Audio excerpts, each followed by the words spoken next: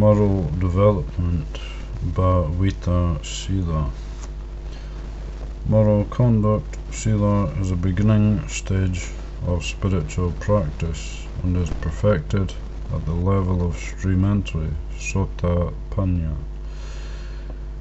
It is impossible for someone who has realized liberation to act immorally, to sila, or to deliberately cause harm.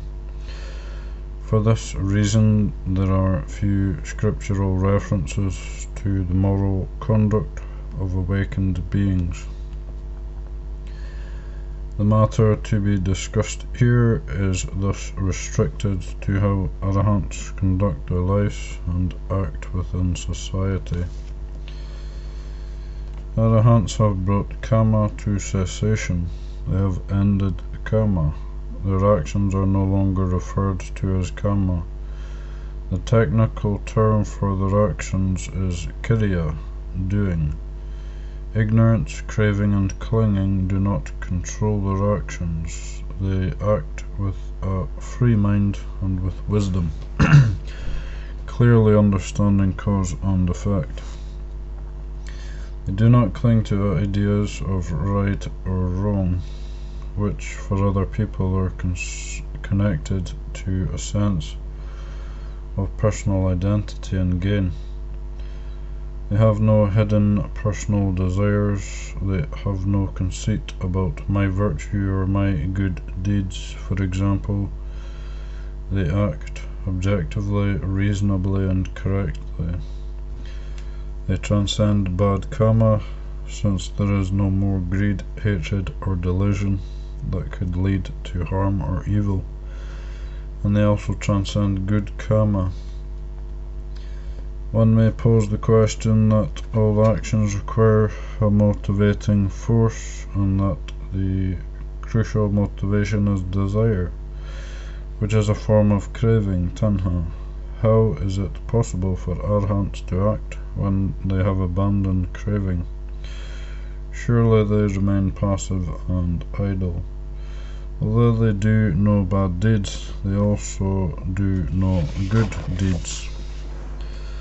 An answer to this question is that desire is not the only motivating force for action.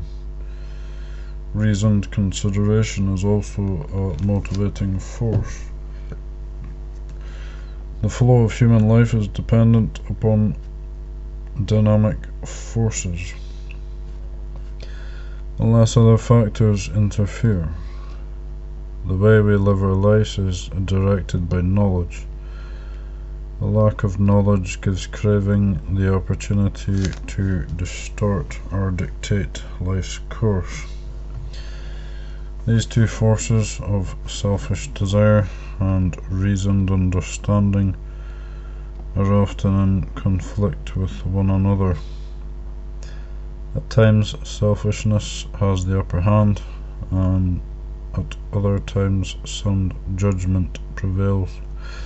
When a person is released from the controlling power or furtive whispering of craving, life progresses without restraint, in harmony with the wisdom.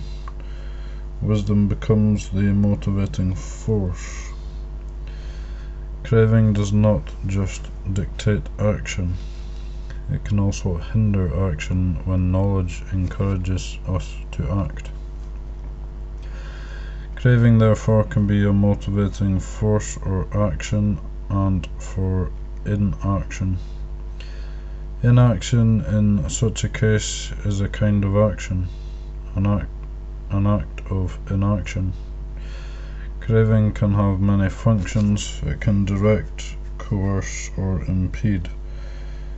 When a wholesome action is not performed, say a student is disinterested in lessons, or people do not help one another, we should not merely consider the absence of a motivating force for action. We should also reflect on the motivation for inaction, to take into account the craving, which comes in the form of laziness, aversion, or pleasure, directed towards other objects and has a greater pull on attention. Habitual dependence on craving creates a secondary struggle between the urge to act and the urge not to act. Whichever selfish motivation is stronger wins. When wisdom is the dominant motivation, this struggle is absent. Through a profound analysis, one recognizes another dynamic. As soon as wisdom understands, according to reasoned judgment, whether to act or to refrain from acting, an additional force arises in the mind, which propels one to action or to restraint. This force can be referred to as a form of desire or as a motivation, which will be discussed at more length below. Above, the concepts of craving as a motivation and of wisdom as a motivation were introduced. At first glance, these two kinds of motivation seem to be at opposites. Although this subject is covered in another chapter, it is relevant to the current topic, and this deserves a basic explanation. Simply speaking, human beings have two kinds of motivation. The first kind is driven by craving and is based on our feelings. It is comprised of desires, wishes, and needs that follow sensation. If something is pleasurable, one wants to acquire it. If something is delicious, one wants to savor it. This kind of desire requires no knowledge of whether the object of desire is correct or incorrect, beneficial or harmful. The second kind of motivation springs from wisdom. This is comprised of desires, wishes, and needs that accord with reasoned understanding and a true comprehension of what is correct. For example, one sees a road that is cracking, filthy, obstructed, or slippery. One knows that according to its real purpose and value, such a thoroughfare should be clean, smooth, and safe. When one sees the road in such a damaged state, one wishes to repair and clean it. In contrast with the motivation of craving, this second kind is called the motivation of wholesome enthusiasm, chanda. Chanda refers to desires, wishes, and needs that are in line with reality, sabhava. One wishes for something to be as good, fine, complete, upright, or fulfilled as it naturally should be. This is independent of one's likes and dislikes, or of wanting to either acquire the object or wanting it to disappear, in order to satisfy one's personal sentiments. Indeed, the desire of wholesome enthusiasm is cultivated alongside the development of wisdom. When this form of desire, of wanting things to exist in an ideal natural state, extends outwards in relation to other human beings, it manifests as a wish for others to be well, complete, strong, bright, respected, and happy. Moreover, one wants them to be established in righteousness, established in Dhamma, free from faults and shortcomings. The Buddha gave great emphasis to one's relationship to other people, and therefore, according to the circumstances, wholesome enthusiasm, vis-a-vis others, is expanded into four different kinds: loving kindness, metta, the wish for others to be happy under normal circumstances; compassion, karuna, the wish to help others in times of trouble and distress, to help them escape from suffering; appreciative joy, mudita, well-wishing, the desire for others to increase in happiness and success and equanimity; upekkha, the wish for others to be established in righteousness, in truth, in a freedom from defect and harm; Compassion is especially prominent in those people who have reached Nibbana, who are completely free and happy. Freedom of action based on wisdom, or a motivational force stemming from wisdom, allows for the strength of wholesome desire in the form of compassion to be expressed to the full. Compassion is the key quality of the Buddha and the Arahants. For a person endowed with general humanitarian qualities, compassion arises automatically when encountering someone else who is suffering. This compassion, however, is contingent on an inner freedom and an understanding of things as they are. In that moment, one is not dominated by ignorance, avijja, craving, tanha, and grasping, upadana. For example, one is not acting out of personal gain, one is free of selfish concerns, and one does not find pleasure in others' misfortune, which answers to a secret wish to inflate one's sense of self. When the heart is not oppressed, it becomes expansive and is fully sensitive to the suffering of others. There is empathy, understanding, and a wish to free others from suffering. If craving does not interfere, as self-concern, a fear of losing an advantage, or laziness, for instance, life will be guided by wisdom, and the wish to help others will transform into compassionate action. Chanda is the desire of those whose minds are clear and free, who are ready to truly receive other people, responding to them with an understanding of their suffering, and their altruistic intentions of wanting other people to be released from suffering are readily extended outwards into active deeds of compassionate assistance. This all-embracing compassion of wanting to assist others and free them from suffering is a potent force in the lives of those who have realized Nibbana, for whom no lingering sense of a self, no fixed identity remains which needs to be protected and gratified. In sum, true compassion results from wisdom and liberation. The specific term for wisdom in this context is vijja, and the specific term for liberation is vimiti. One, vijja, a comprehensive knowledge of reality that allows no room for a belief in self, atta. 2, vimiti, liberation, freedom. 3, karuna, compassion, expansiveness of the heart, responsiveness to the suffering of beings, the wish to console others and to promote their liberation. These three qualities are the opposite of 1, avijja, ignorance of the truth leading to the obstruction of self. 2, tanha, craving, the desire to compensate for the inadequacy of the self or to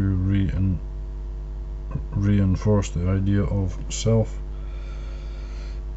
3, upadana, tenacious clinging to things when it is judged that these things will profit the self or will lead to personal prestige and power. Arahants have abandoned ignorance, craving and clinging. They possess wisdom as a beacon for action and compassion as a motivating force. If the sole motivation for action were to be craving, then benevolent assistance could never be true or pure. By the same token, as long as assistance to others is motivated by craving, it is not true compassion. Craving, including ignorance and clinging, is a hazardous motivating force and causes us to be blind to our own and others' well-being. Even if we consider such well-being, our vision is distorted. We do not truly understand what is advantageous and disadvantageous. What is beneficial is seen as detrimental,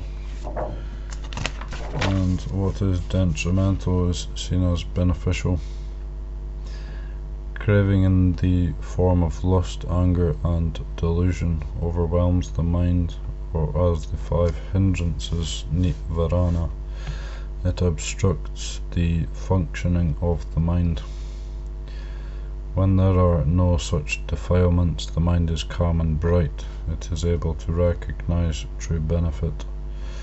Arahants are able to assist others in a fully compassionate way because they have fulfilled their own state of well-being. They have attained personal well-being, anupata-sadhata, and they have done what had to be done, kata kareniya.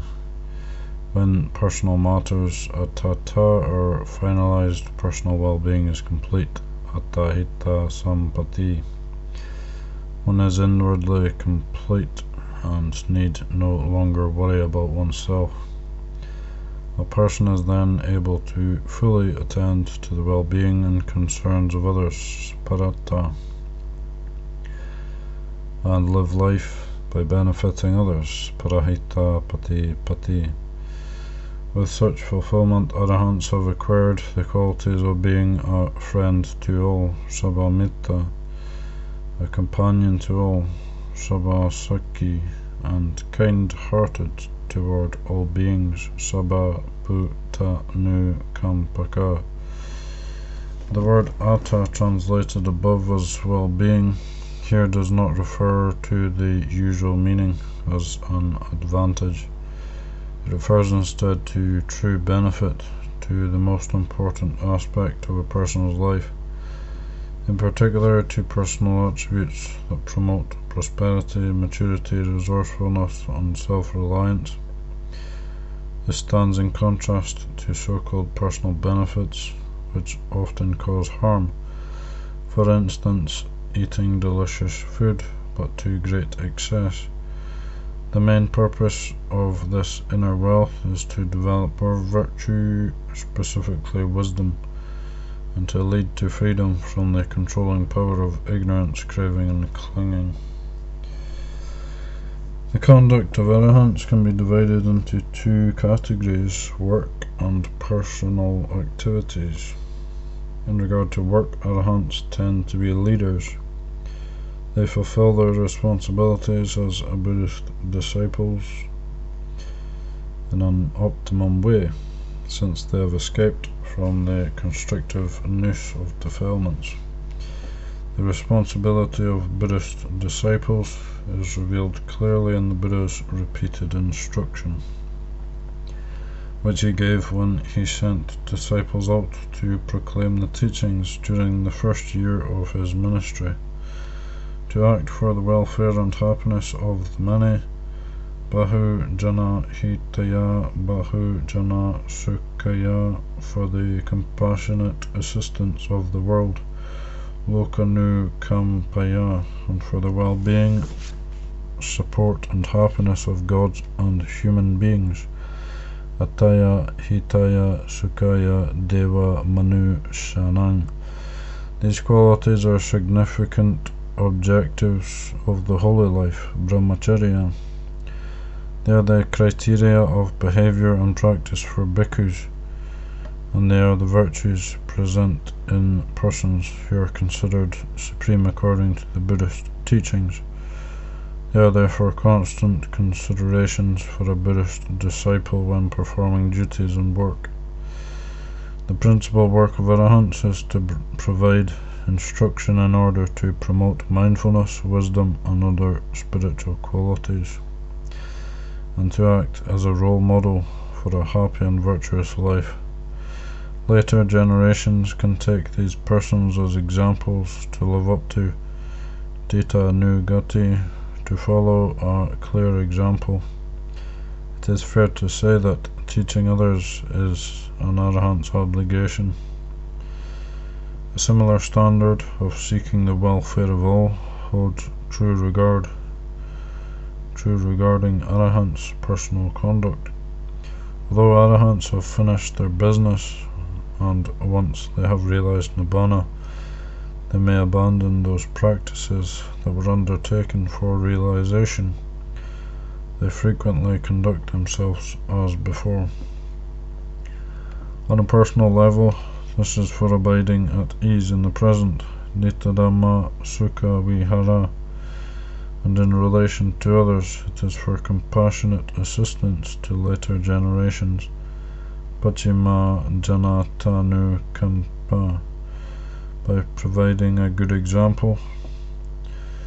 Illustrations of this latter motive include the Buddha's abiding in forest dwellings and Venerable Mahakassapa Thera's observance of the austere practices to Tanga. Even those community elders who have not realized nibbana emphasize acting as an example for later generations. For an arahant, the ideal human being, such responsibility in this area is exceptional. Note also that some of the rules of a discipline, Vinaya, were not prescribed as a result of grave offences, but rather due to actions being improper in consideration of future generations. To sum up, the conduct of arahants, both in regard to duties and to personal activities, aims for the welfare of the many and is done in consideration of later generations. They act for the welfare of others, parata, and to benefit others, parahita, pati, consistent with the virtue of compassion, which acts as the motivation. It is difficult, however, to clearly picture the life of the arahants by drawing from stories passed down from the Buddha's time. These stories are dispersed throughout the suttas, the rules of discipline, and the later texts, and they stress essential teachings on Dhamma Vinaya rather than the arahant's personal activities. The Buddha's record of foremost disciples, Etta Daga, which the commentators claim is a bestowal of rank, includes a long list of arahants' names, but it merely praises individual abilities or distinctions of particular disciples. The list mentions work only when the performance of this work was outstanding. For example, Venerable Dabba-malaputta was foremost as the assigner of lodgings, Senasana Panyapaka. There is no mention, for example, of those foremost as distributors of meal invitations, Batu de Saka, distributors of robes, Chivara Ba Jaka, or building managers, Nawa Kamika, who are similarly officials appointed by the monastic community. The arahants mentioned in this list may have had other regular duties. Moreover, there is a difficulty in that the meanings of some words describing distinction are obscure. Therefore, this list of names, Etta Daga, is inadequate for portraying the extent of arahants' activities. Nonetheless, we can see in this list of foremost disciples that many of the outstanding qualities or matters related to teaching.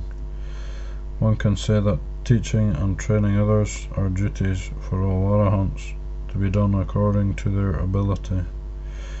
Other activities vary based on individual skill or disposition. Those arahants proficient in teaching as preceptors and teachers, acharya, are honoured and had many disciples. Besides their general teaching duties, they were also responsible for training these disciples. The suttas thus tell of many great monks who were accompanied while travelling by large numbers of bhikkhus. Teaching disciples includes educating novices, samanera. Venerable Sariputta, for example, was adept at teaching children and probably had many novices under his care.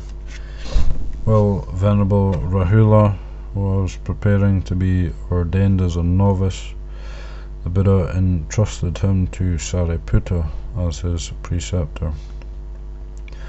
There are many famous young accomplished novices who were Sariputta's pupils.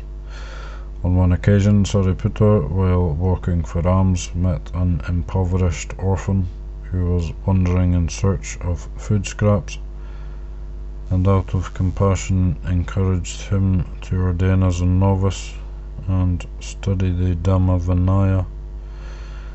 The Buddha reminded the monks to look after the children who came to be ordained. With the influx of large numbers of people seeking training came the duty of supervision. The Buddha advocated a sense of responsibility around this supervision of the community. The objective of community administration is to facilitate training and to provide education to as many disciples or students as possible in an atmosphere of mutual support. Apart from their responsibilities of teaching, training and supervising, the Pali Canon shows that Arahants honoured community activities. Buddhists hold the community Sangha as the authority. The Buddha continually emphasized communal harmony, both in his Dhamma teachings, example the conditions of prosperity, Aparihaniya Dhamma, and the emphasis of holding the Dhamma as one's teacher, and in the rules of discipline, especially those concerning formal acts of the monastic community, Sangha Kamma. Many stories demonstrate concern for communal activities and respect for the community. For example, when the Buddha encouraged the monks to perform the observance day of Posata each fortnight by reciting the Patimokkha and confirming their purity, Venerable Mahakapina wondered whether he should participate in the ceremony, since he was an arahant and completely pure. The Buddha knew what he was thinking and admonished him. If you, a Brahmin, an arahant, do not honour the observance day, who will honour it? You should go and perform the observance day ceremony. Venerable Dabba Malaputta accomplished the fruit of arahantship while still young, he thought. I realized arahantship at 7 years of age. Whatever a disciple should attain, I have attained completely. There is nothing that must be done beyond this, nor is that which had to be done and is finished need to be added to. What service can I perform for the Sangha? Later he thought, I should assign dwellings and distribute food for the Sangha. When he then went to inform the Buddha of his willingness, the Buddha consented and had the bhikkhus meet to consider and accept his appointment as the assigner of lodgings and distributor of food. When events take place that may disturb the monastic order, arahants earnestly exert themselves to resolve the issue, even though they usually prefer to abide in quiet and solitude. Venerable Mahakassapa, for example, began the proceedings of the first recitation, and Venerables Yasa Kandaputta, Sambhuta Sanawasi, and Revata initiated the second recitation. In the first recitation, after the formal act of the Sangha, Sangha was complete, and the meeting was officially ended, some elders present at the meeting formally admonished Venerable Ananda concerning offences or mistakes during his attendance on the Buddha. Although Ananda had plenty of evidence showing that he did not fail in his duty after clearly explaining his conduct, he nonetheless acknowledged the criticism by these elders. When the Bhikkhu Sangha met to settle legal matters during the second recitation, 2 arahants failed to come to the meeting on time. The gathered elders imposed a penalty, presenting them with tasks to be performed.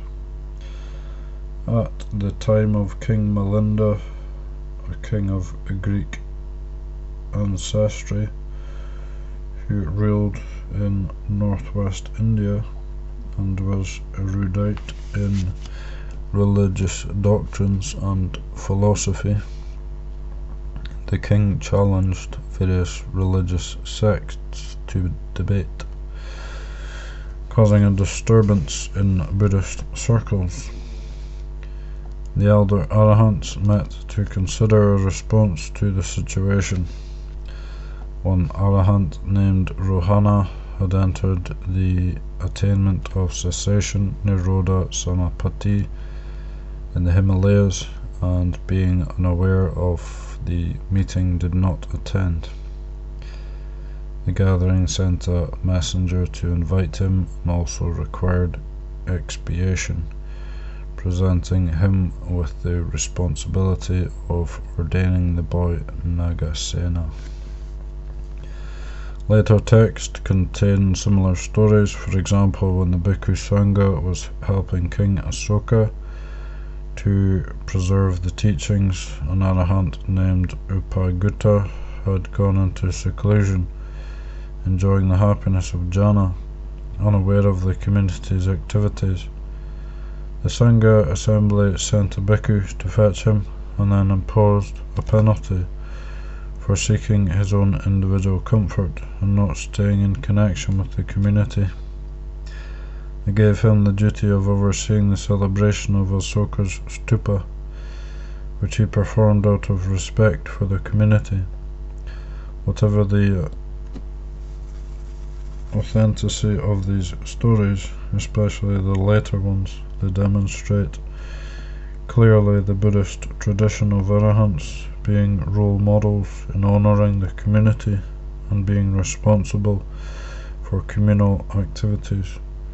The cause or motivation for these actions is the same as that mentioned earlier. So that leading of a sublime life, brahmacharya, i.e. the Buddha's teaching, may endure and be established for a long time, and for the well-being and happiness of gods and human beings.